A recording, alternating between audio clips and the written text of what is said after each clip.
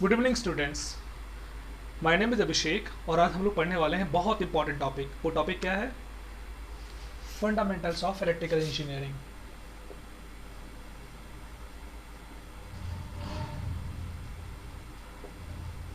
Of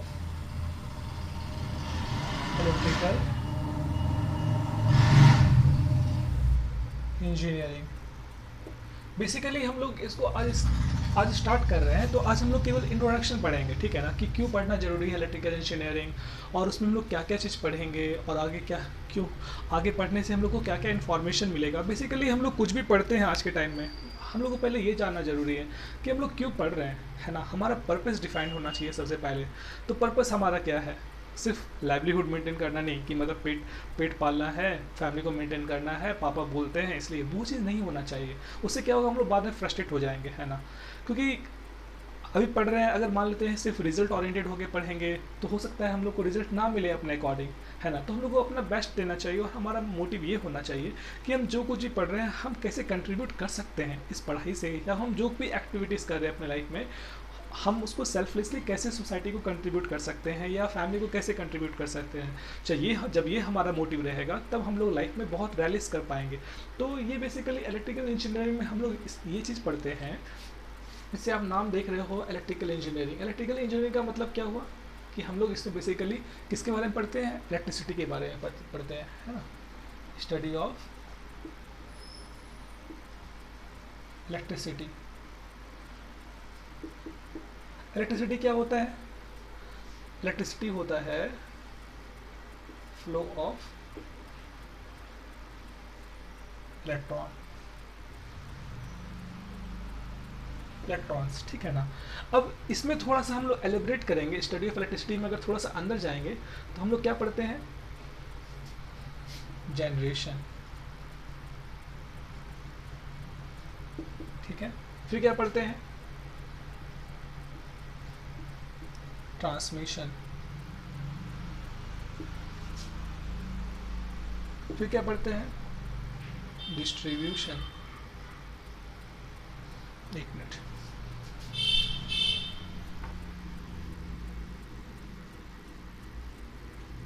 ठीक है। तो हम लोग बेसिकली है ना, ये जनरेशन स्टडी ऑफ इलेक्ट्रिसिटी में क्या पढ़ते हैं? जनरेशन, ट्रांसमिशन और डिस्ट्रीब्यूशन। तो जनरेशन, ट्रांसमिशन, डिस्ट्रीब्यूशन किस चीज़ का? ऑफ इलेक्ट्रिसिटी, है ना। तो अगर आप थोड़ा सा देखोगे तो इससे क्या समझ में आ रहा है? इलेक्ट्रिकल इंजीनियरिंग बेसिकली स्टडी है इलेक्ट्रिसिटी का। इलेक्ट्रिसिटी का मतलब फ्लो ऑफ इलेक्ट्रॉन्स, है ना। और और स्टडी ऑफ इलेक्ट्रिसिटी में या इलेक्ट्रिकल इंजीनियरिंग में या स्टडी ऑफ इलेक्ट्रिसिटी में क्या हम लोग को पढ़ना पड़ता है? जनरेशन, ट्रांसमिशन और डिस्ट्रीब्यूशन किसका? इलेक्ट्रिसिटी का। मतलब फ्लो ऑफ इलेक्ट्रॉन्स का, है ना। मतलब कैसे जनरेशन होगा इलेक्ट्रॉन्स का, कैसे ट्रांसमिशन होगा इलेक्ट्रॉन्स का, कैसे डिस्ट्रीब्यूशन होगा इलेक्ट्रॉन्स का, है ना। तो हम लोग आप जब इलेक्ट्रिकल में पढ़ रहे होगे, थोड़ा सा बेसिक्स में जाते हैं, ठीक है ना। आप लोग पढ़ रहे होगे कि एक मतलब जनरेटिंग स्टेशन होता था, जनरेटिंग स्टेशन होता था, ये जनरेट करता था इलेक्ट्रिसिटी, ठीक है ना, जनरेट की इलेक्ट्रिसिटी। तो हम लोग इसको वायर के थ्रू यहाँ से, है ना, मतलब जनरेट किया इलेक्ट्रिसिटी, मतलब क्या? इलेक्ट्रॉन्स को जनरेट किया। तो इलेक्ट्रॉन्स को जनरेट किया तो फिर इसको हम लोग वायर के थ्रू इसको ट्रांसमिट किए। तो ट्रांसमिट करने के बाद क्या क्या आया? मतलब बहुत बड़ा बड़ा टावर्स था, टावर्स के थ्रू हम लोग इसको ट्रांसमिट किए। फिर ट्रांसमिट करने के बाद ये क्या हुआ? हमारे घर तक आया, हमारे घर के पास के सब स्टेशन तक आया। सब स्टेशन, सब स्टेशन, ठीक है, सब स्टेशन तक गया। फिर वहाँ से हम लोगों तक हम लोगों को डिस्ट्रीब्यूट किया गया, डिस्ट्रीब्यूशन जिसको बोलते हैं। एक मिनट, हम इसको थोड़ा सा और एलिब्रेट करेंगे। फिर ये यहाँ से सब स्टेशन से हमारे घरों तक आया, हाउस, ठीक है ना। तो यहाँ क्या हुआ? जनरेटिंग स्टेशन था, मतलब यहाँ पर जनरेट हुआ इलेक्ट्रिसिटी, ठीक है। फिर यहाँ से क्या हुआ? यहाँ से क्या हुआ? यहाँ से ट्रांसमिशन हुआ। तो ये वाला पोर्शन को हम लोग बोलते हैं ट्रांसमिशन, इसको बोलते हैं डिस्ट्रीब्यूशन। ये मतलब एक रफ स्केच है, इसके अंदर भी और ज़्यादा इलेबरेट होता है, पर अब फॉर द टाइम बिंग आप लोगों को ये बताया जा रहा है। और यहाँ क्या होता है? जनरेशन। ठीक है। तो जनरेशन क्या किया गया, सिर्फ इलेक्ट्रॉन्स को जनरेट किया गया, इलेक्ट्रॉन्स यहाँ से गया, यहाँ से फ्लो होता गया टावर के थ्रू। आपको उन्हें देखा होगा जब आप लोग ट्रेन में जाते हो तो आप लोग देखते होगे खेतों में बहुत बड़ा बड़ा टावर रहता है, वो बहुत बड़ा बड़ा मतलब ऐसे करके पोल रहता है, मान लो ऐसे करके पोल रहता है, ऐसे करके पोल रहता है, और फिर यहाँ ब्रॉड रहता है पूरा यहाँ पर, और फिर यहाँ से तार जा रहा होता है, तार ऐसे मतलब करंट मतलब ऐसे मतलब तार जा रहा होता है, तो ये एक्चुअली टावर रहता है ना। मतलब ये एक्चुअली करंट का डायरेक्शन दिखाती हैं, जो कि मतलब अभी नहीं दिखाना चाहिए था, पर फॉर द टाइमिंग हम ऐसे दिखा दिए हैं केवल। तो ऐसे टावर रहता है, फिर उसके बाद हमारी नियर बाय सब स्टेशन के पास आता है, फिर वहाँ से डिस्ट्रीब्यूट किया जाता है। तो बेसिकली क्या होता है, फ्लो ऑफ इलेक्ट्रॉन्स ही होता है वो, है ना, ताकि हमारे पास अप्लायंसेस मिल पाए। तो अब जब हमारे घरों में आता है अप्लायंसेस, तो कैसा होता है, एक मिनट रुकिएगा, कैसा होता है, आप लोग इसको नोट डाउन कर लीजिएगा, ठीक है ना। अब देखिए,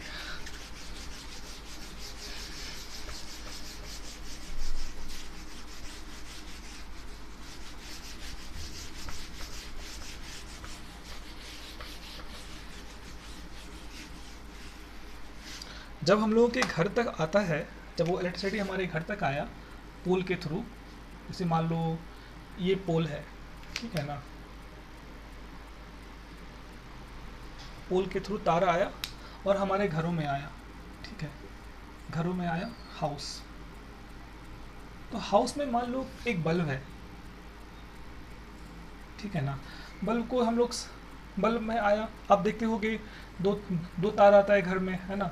मान लो ये दो तार यहाँ से आया, पोल से आया, और ये तार अभी फॉर द टाइम बिंग मान लो ये पोल है, ठीक है ना, पोल से दो तार आया, ठीक है ना। दो तार को जब हम लोग बल्ब से जोड़ते हैं, ये बल्ब से दो तार यहाँ से आया पोल से, देखो आप, एक तार ये वाला, एक तार ये वाला, दो तार आया, हम लोग दो तार को लिए और दो तार को इससे जोड़ दिए बल्ब से। जब बल्ब से जोड़ेंगे तो बल्ब ग्लो करने लग जाता है, क्यों, क्योंकि फ्लो ऑफ इलेक्ट्रॉन्स होता है। तो यहाँ से हम लोग क्या पता चलता है कि इलेक्ट्रॉन्स जो होता है, इलेक्ट्रॉन्स कॉजेज फ्लो ऑफ, नहीं, तो यहाँ से हम लोग क्या पता चलता है कि इलेक्ट्रिसिटी जो प्रोड्यूस होता है is produced due to flow of electrons, ठीक है ना। तो अब देखो, अब ये इलेक्ट्रॉन्स को ही हम लोग क्यों इतना स्ट्रेस देते हैं, है ना, क्यों नहीं बोलते फ्लो ऑफ प्रोटॉन्स, क्यों नहीं बोलते, है ना, सिर्फ फ्लो ऑफ इलेक्ट्रॉन्स ही क्यों बोलते हैं। तो इसको लेकर के थोड़ा हम लोग को और डीप में जाना पड़ेगा। तो डीप में जाने से पहले हम लोग को ये जानना पड़ेगा कि इलेक्ट्रॉन्स होता कहाँ पर है। तो अगर आप लोग देखोगे, हम लोग कुछ भी देख रहे हैं अपने आसपास, वो क्या है, मैटर है। मैटर का मतलब क्या होता है, एनीथिंग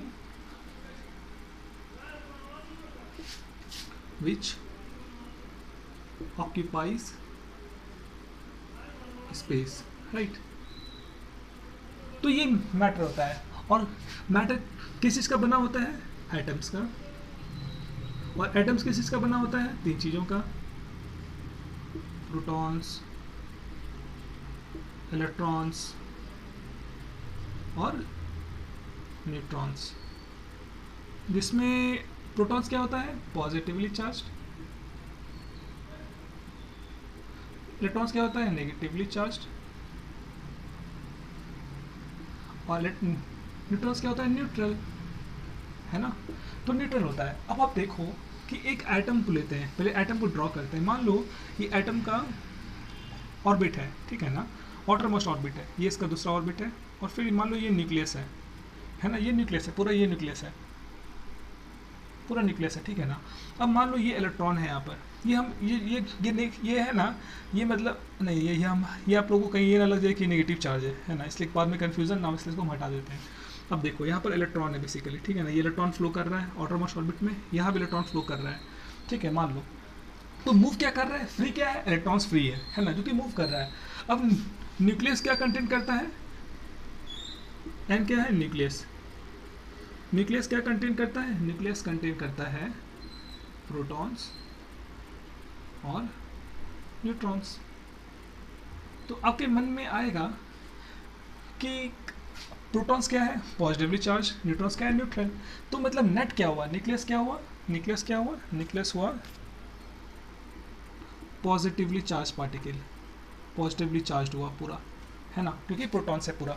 तो आपके मन में ये भी आ सकता है कि सर ये न्यूक्लियस में प्रोटॉन्स और न्यूट्रॉन्स मेरे दोनों हैं, है ना, तो न्यूट्रॉन्स तो न्यूट्रल है, खैर छोड़िए इसको, है ना, पर प्रोटॉन्स तो मेरा पॉजिटिवली चार्ज है, तो पॉजिटिवली चार्ज के बीच में रिपल्सन होना चाहिए, है ना, पॉजिटिव पॉजिटिव रिपल्सन होना चाहिए। पर ये रिपल्सन क्यों नहीं होता है, ये रिपल्सन इसलिए नहीं होता है क्योंकि प्रोटॉन्स और प्रोटॉन्स के बीच में जो रिपल्सिव फोर्स है और जो प्रोटॉन्स और न्यूट्रॉन्स के बीच में जो अट्रैक्टिव फोर्स है ना, तो ये जो अट्रैक्टिव फोर्स है ना, ये जो अट्रैक्टिव फोर्स है, ये अट्रैक्टिव फोर्स को बोलते हैं इलेक्ट्रोस्टैटिक या इलेक्ट्रोमैग्नेटिक फोर्स बोलते हैं। हम आपको इसको है ना नेक्स्ट क्लास में क्लैरिफाई करेंगे। तो फॉर द टाइम में इसको ये समझ लीजिए कि है ना प्रोटॉन्स और न्यूट्रॉन्स के बीच में अट्रैक्टिव फोर्स होता है। तो ये जो अट्रैक्टिव फोर्स है प्रोटॉन और न्यूट्रॉन के बीच में, ये रिपल्सिव फोर्स जो कि प्रोटॉन्स और प्रोटॉन्स के बीच में है उससे ज़्यादा होता है, जिस कारण से न्यूक्लियस जो होता है ना एक न्यूट्रल आइटम का काफ़ी स्टेबल होता है ना। तो इसलिए न्यूक्लियस मेरा पॉजिटिवली चार्ज हुआ। तो अब देखो, अब न्यूक्लियस के अंदर पॉजिटिवली चार्ज पार्टिकल है इलेक्ट्रॉन, और ये मतलब प्रोटॉन्स और न्यूट्रॉन्स तो पूरा कैद हो गया न्यूक्लियस के अंदर, तो मूव क्या कर रहा है, इलेक्ट्रॉन्स। तो इसलिए हम लोग क्या बोलते हैं, इसलिए हमारा मूवमेंट जो बेसिकली मूव कर सकता है वो कौन मूव कर सकता है, सिर्फ इलेक्ट्रॉन्स। थर्स क्या बोल सकते हैं, thus in an atom only electron moves. तो अब समझ में आया कि क्यों, कि मतलब हम लोग का जो भी मैटर होता है, मैटर के टर्म्स में आप मान लो कि एग्जांपल के तौर पे ये ले सकते हो, जैसे कि मेटल्स हुआ, है ना, मेटल्स हुआ, और मेटल्स में जैसे कि आप कॉपर लिख देना, एल्युमिनियम लिख देना, है ना, एक्सेट्रा। तो एक्चुअली क्या हुआ कि कॉपर वायर को आप देखे हो, जो हम लोग घर में जो वायर यूज़ करते हैं, चाहे वो एल्युमिनियम का बना हो चाहे कॉपर का बना हो, है ना, जो कि हम लोग वायरिंग करते हैं घरों में, तो वो वायर भी जो है वो भी एक मैटर है। और मैटर किस चीज़ का बना हुआ है, एटम्स का। एटम्स में क्या है, फ्री है, इलेक्ट्रॉन्स। तो इलेक्ट्रॉन ही एक्चुअली मूव करता है, जिस कारण से हम लोगों का इलेक्ट्रिसिटी का प्रोडक्शन हो पाता है, ठीक है ना। तो आप देखो बेसिकली इलेक्ट्रिसिटी का हम लोगों को नीड क्यों पड़ा, है ना। आप देखो, अगर आप आंखों को बंद कर लो, क्या आपको दिखेगा, नहीं दिखेगा। उसी तरह से अगर बाहर में अंधकार कर दो पूरा, है ना, रात का समय पूरा अंधकार कर दो, भले आपका आँख खुला हुआ भी रहे फिर भी आपको कुछ नहीं दिखेगा। तो कुछ ऐसा चीज़ चाहिए, लाइट, जिससे कि हम चीज़ों को देख पाएँ, लोगों को आइडेंटिफाई कर पाएँ, कहीं रोड पे चल रहे हैं, कहीं ठोकर लगे, कहीं गिर ना जाए। तो इसके लिए हम लोगों को है ना इलेक्ट्रिसिटी को जनरेट करना पड़ता है, क्योंकि इलेक्ट्रिसिटी जब हम लोग जनरेट करते हैं तो उससे हमारा बल्ब ग्लो करता है ना, ताकि हम लोग को लाइट से हम मतलब जब लाइट चलेगा तो हम लोग अपनी आंखों को यूज़ करके चीज़ों को देख पाएंगे, है ना, आइडेंटिफाई कर पाएंगे। उसी तरह से जब गर्मी लग रहा है तो फ़ैन को चला पाएंगे, है ना। तो इस चीज़ के लिए इलेक्ट्रिसिटी का रिक्वायरमेंट पड़ता है। इसका एक बहुत बेस्ट एनालॉजी आप समझ लो इस ऐसे करके कि नेचुरली कैसे हम लोगों को है ना, मतलब नेचुरली कैसे हम लोग इलेक्ट्रिसिटी से इसको है ना कंपेयर कर सकते हैं। जैसे आप देखो कि जब है ना सूरज का रोशनी रहता है तभी हम लोग चीज़ों को देख पाते हैं, है ना। जैसे शाम हो जाता है, सूर्यास्त हो गया, तो सूर्य नहीं रहता उस समय, तो उस समय हम लोग क्या नहीं देख पाते हैं। अगर पूरा अंधकार रात रहा तो सूर्य के कारण ही हम लोग देख पाते हैं। तो उसी तरह से सूर्य जो है उसको कंपेयर करिए बल्ब से, है ना। तो एक छोटा सा बल्ब है, जब वो ग्लो करता है तो हम लोग चीज़ों को देख पाते हैं, है ना। तो इसलिए हम लोगों को इलेक्ट्रिसिटी को मतलब इलेक्ट्रिकल इंजीनियरिंग हम लोग इसलिए बेसिकली पढ़ते हैं ताकि हम लोग आसपास की चीज़ों को देख पाएँ, और हम लोग जो कुछ भी काम अपने डे टू डे लाइफ में कर रहे हैं उन सब सारे कार्यों को कर पाएँ। क्योंकि जब तक देखेंगे नहीं तब तक तो हम लोग कार्य कर नहीं पाएंगे। आज जो ऑफिस में लोग काम कर रहे हैं, फिर लोग खाना बना रहे हैं, फिर मतलब कुछ भी काम कर रहे हैं, बॉडली कंफर्ट आप देख सकते हो, फ़ैन चलाना, कूलर, फ्रिज, ये सब चीज़ को चलाने के लिए क्या चाहिए, इलेक्ट्रिसिटी चाहिए, है ना। तो बेसिकली इसलिए हम लोग इलेक्ट्रिकल इंजीनियरिंग में ये पढ़ते हैं कि कैसे जनरेशन होगा इलेक्ट्रिसिटी का, कैसे ट्रांसमिशन होगा, कैसे डिस्ट्रीब्यूशन होगा, कैसे लोड तक, कैसे कस्टमर तक पहुंचाया जाएगा, है ना, और कैसे चीपेस्ट रेट में पहुंचाया जाए। तो ये सब का फर्दर एक्सप्लेनेशन हम लोग पढ़ेंगे, और जिसको हम लोग जो मतलब आप अगर अपने सेमेस्टर्स, डिफरेंट सेमेस्टर्स का जब आप सिलेबस देखोगे तो वहाँ पाओगे कि इन सब टॉपिक पे मतलब जनरेशन, ट्रांसमिशन, डिस्ट्रीब्यूशन, कैसे हम लोग मिनिमम कॉस्ट पे है ना कस्टमर को हम लोग सप्लाई कर सकें इलेक्ट्रिसिटी, ताकि उसको बिल कम पे करना पड़े। इन सब चीज़ों इन सब चीज़ों पे अलग अलग बुक्स है, और इन सब बुक्स को आपके डिफरेंट डिफरेंट सेमेस्टर्स में इंक्लूड किया गया है ताकि आप लोग इस चीज़ को समझ पाओ अच्छे से, है ना। तो बेसिकली ये फंडामेंटल ऑफ इलेक्ट्रिकल इंजीनियरिंग में हम लोग यही सब पढ़ेंगे बेसिकली, कि मतलब करंट क्या होता है, करंट कैसे फ्लो करता है, फिर हम लोग का रेजिस्टेंस क्या होता है, पोटेंशियल डिफरेंस क्या होता है, फिर बैटरी क्या होता है, इन्हीं सब चीज़ों को कंटिन्यू करेंगे, ठीक है ना। अब बेसिकली अब हम लोग पहला चैप्टर जो हम लोग का रहेगा, ये आप लोगों ने लिख ली, ये चीज़ को आप लोग लिख लीजिएगा, ठीक है ना। अब हम लोग पढ़ेंगे पहला चैप्टर जो रहेगा हम लोगों का, वो रहेगा बेसिक्स, ठीक है। बेसिक्स में क्या है, बेसिक्स को हम लोग कल शुरू करेंगे, आज केवल फंडामेंटल्स था। तो बेसिक्स में हम लोग क्या पढ़ने वाले हैं, देखिए हम आपको एक बात बताना चाहते हैं, मेरा पढ़ाने का थोड़ा तरीका अलग रहेगा। जैसे कि हम क्या करते थे जब हम 10th 12th या जब इंजीनियरिंग में थे या जब पढ़ाई करते थे, तो उस समय क्या करते थे कि जो भी चैप्टर्स को पढ़ते थे पहले चैप्टर को कंक्लूड कर लेते थे, पढ़ने से पहले ही कंक्लूड कर लेते थे। किस तरह से, एक मैप बनाते थे कि चैप्टर में बेसिकली क्या क्या कंटेंट है ना, क्योंकि हेडिंग से पता चल जाता है बेसिक्स। तो बेसिक्स में मतलब कंटेंट क्या क्या रहेगा, वो सब चीज़ से एक कंक्लूजन हो जाता है, एक मैपिंग पहले कर लेते थे। तो उससे क्या होता था कि बाद में वो रिवीजन करने में सुविधा होता था, और चैप्टर में क्या है वो चीज़ पता चल जाता था, ठीक है ना।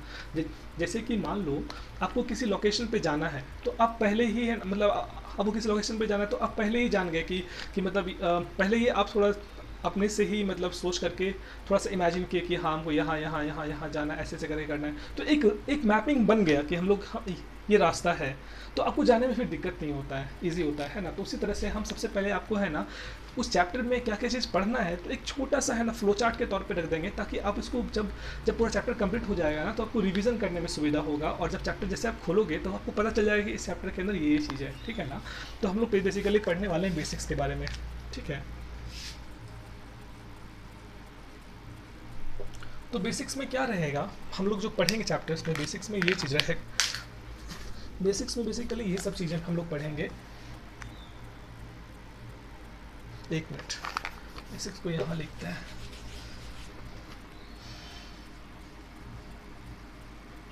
बेसिक्स में हम लोग ये सब चीज़ पढ़ेंगे।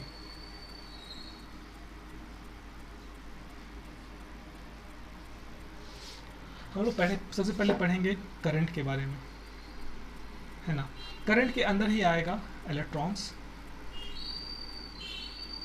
प्रोटॉन्स, ठीक है। दूसरा हम लोग पढ़ेंगे इसके बारे में कि चार्ज, ये मतलब इसके बाद हम लोग पढ़ेंगे कि टाइप्स ऑफ करंट जो होता है, ठीक है ना। टाइप्स ऑफ करंट के बारे में हम लोग पढ़ेंगे फिर, ठीक है। इन सब चीज़ों के बारे में हम लोग यहाँ पढ़ेंगे। फिर हम लोग पढ़ेंगे इलेक्ट्रिक पोटेंशियल,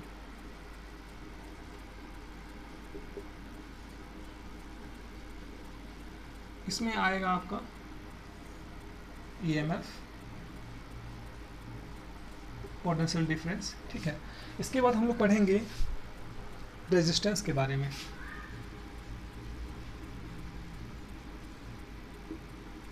रेजिस्टेंस में क्या क्या पढ़ेंगे हम लोग, रेजिस्टेंस में पढ़ेंगे कि हम लोग टाइप्स ऑफ रेजिस्टेंस,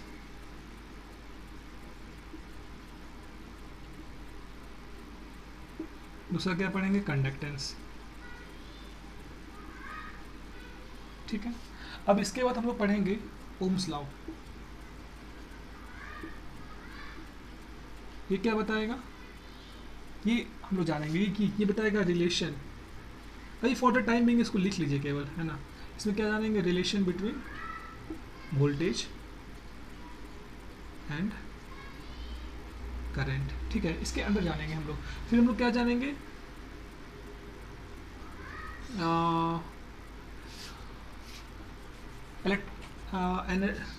इसके बाद हम लोग पढ़ेंगे इलेक्ट्रिकल एनर्जी के बारे में, ठीक है ना।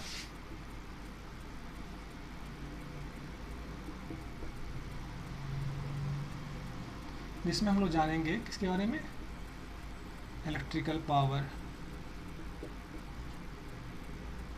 तो देखो, अब देखो ये बेसिकली ये पूरा बेसिक्स का है ना, पूरा कंक्लूजन है। अब देखो ये कैसे हेल्पफुल होगा आपको, जब आप पूरा चैप्टर में जब सारा चीज़ डिस्क्राइब हम कर देंगे, तो फिर आप सिर्फ इसी चीज़ को है ना फ्रंट में फ्रंट में लिखा रहेगा। तो आप जब इसी चीज़ को देखोगे तो आपको पता चल जाएगा इस चैप्टर में क्या क्या चीज़ है और चैप्टर किस तरह से कनेक्टेड है, मतलब इन सारे टॉपिक्स एक दूसरे से कैसे कनेक्टेड है। तो आपको विजुअलाइज करने में सुविधा होगा, जो कि आपको बाद में है ना रिवीजन, जब एग्जाम का टाइम आएगा तो रिवीजन आप आराम से कर सकते हो, तो वो चीज़ के लिए हेल्पफुल होगा। तो अब देखो ये जो बेसिक सा चैप्टर है काफ़ी थोड़ा सा बड़ा चैप्टर है, पर आप देखो इसके कितना छोटा सा हो गया। अब इसको कैसे रिलेट करेंगे आप देखो, सिर्फ समझना फॉर द टाइमिंग, है ना। अगर नहीं समझ में आए तो कोई दिक्कत नहीं है, अभी केवल है ना इसको केवल डायग्राम बना करके और जो थोड़ा बहुत जो हम बोल रहे हैं जो आपको रिलेवेंट लगे उसको लिख लेना। उससे क्या होगा कि आपको बाद में है ना जब चैप्टर पूरा कंप्लीट हो जाएगा तो आपको समझ में अच्छे से आ जाएगा, ठीक है। अब देखो यहाँ पर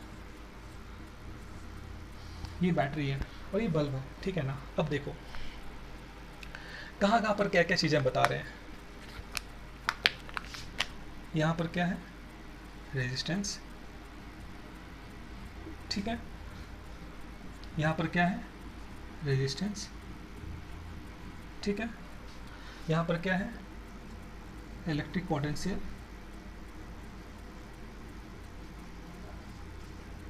ठीक है। यहाँ क्या फ्लो कर रहा है, करंट। और यहाँ क्या हम लोग यहाँ जो जनरेट हो रहा है वो क्या जनरेट हो रहा है,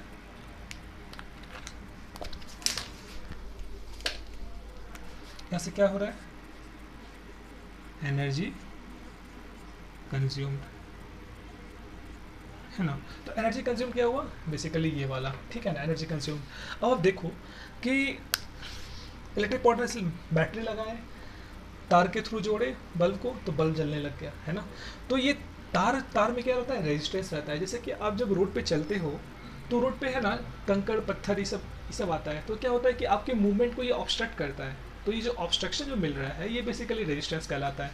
तो उसी तरह से जब करंट फ्लो करता है, मतलब इलेक्ट्रॉन जब फ्लो करता है तो उसको ऑब्स्ट्रक्शन मिलता है ना, तो उस ऑब्स्ट्रक्शन को बोलते हैं रेजिस्टेंस। तो तार में जब करंट फ्लो करेगा तो तार में मतलब इलेक्ट्रॉन जब फ्लो करेगा तो उसको क्या मिलेगा, रेजिस्टेंस मिलेगा। तो उसको ऑब्स्ट्रक्शन मिलेगा तो उसको बोलते हैं रेजिस्टेंस। क्योंकि बल्ब से भी फ्लो कर रहा है तो उसको बल्ब में भी मिलेगा रेजिस्टेंस, है ना। तो उसको ऑब्स्ट्रक्शन मिलेगा, तो इसलिए यहाँ भी रेजिस्टेंस है, यहाँ भी रेजिस्टेंस है। इलेक्ट्रिक पोटेंशियल क्या हुआ, बैटरी के कारण, क्योंकि बैटरी लगाए तो पोटेंशियल डिफरेंस क्रिएट हुआ, इस कारण से हुआ है। ये हम एक्सप्लेन करेंगे आपको, केवल हम इस चैप्टर को कैसे रिलेट करना है वो चीज़ बताया आपको, ठीक है ना। अब ओम्स लॉ, ठीक है, देखिए अब ओम्स लॉ क्या है, वोल्टेज एंड करंट। करंट यहाँ पर है, ये क्या है, वोल्टेज है। तो ये वोल्टेज और करंट किस तरह से रिलेटेड है इसको बताता है Ohm's law. I is directly proportional to V, I is directly to V, I equals to V by R, V equals to I R, ठीक है। ये बेसिकली ओम्स लॉ बताता है। तो यहाँ से ये पता चल गया, है ना। तो हम लोग इस चीज़ को और ज़्यादा एलैबोरेट करेंगे आगे की फर्दर क्लासेस में।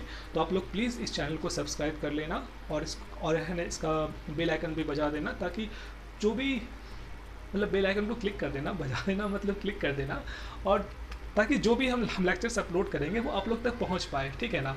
और फिर इसके बाद इसे शेयर जरूर करना। और मेरी एक रिक्वेस्ट आप सबसे कि आप सब है ना एक ग्रुप बना लो, जिसमें कि है ना जो टॉपिक पे आप लोग